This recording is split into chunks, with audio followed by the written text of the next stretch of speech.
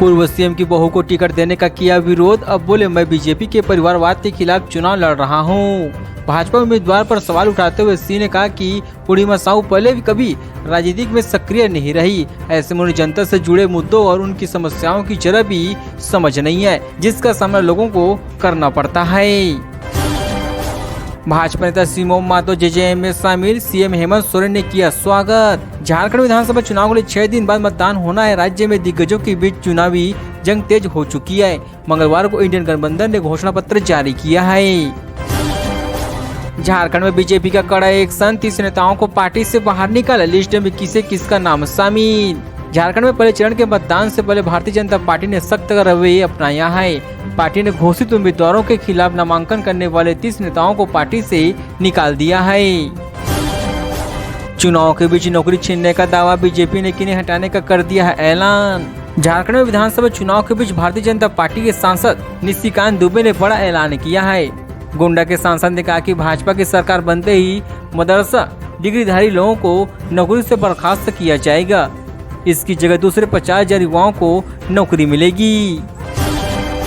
झारखंड की 12 सीटों पर बीजेपी कांग्रेस के लिए बड़ी चुनौती, सपा बसपा निर्दलीय ने बढ़ाई टेंशन।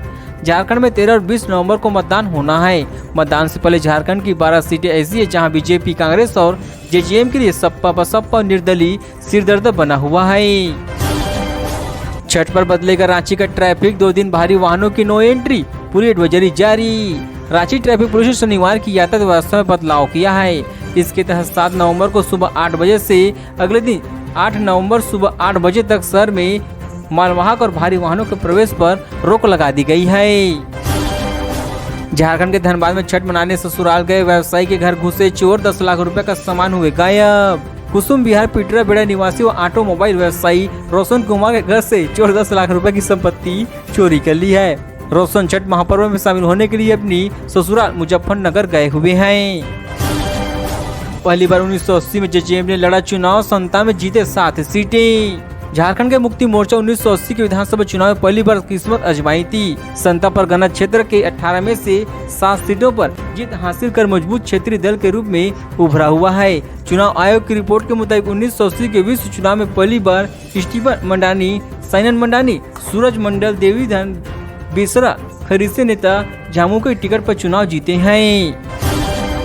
झारखंड में मन से क्या बोल गए खड़गे कि बीजेपी ने लपक लिया, अब घेरने में जुटी। भाषण के दौरान खड़गे ने यह भूल गए कि झारखंड में विधानसभा की कितनी सीटें हैं। उन्होंने मंच पर मौजूद दूसरे नेताओं से इसकी जानकारी ली। अब भाजपा इसको लेकर चुटकी ले रही है।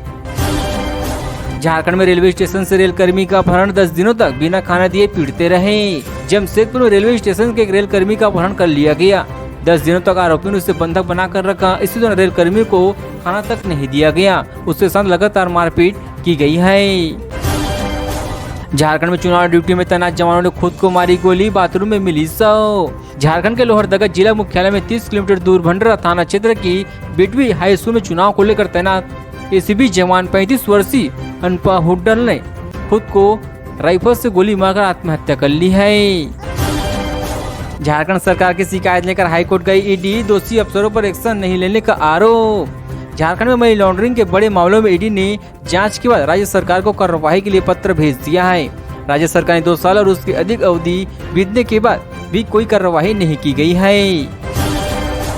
रांची में आजसू नेता के घर छापा, लाखों कैश और सोना चांदी के जेवर हुए बरामद।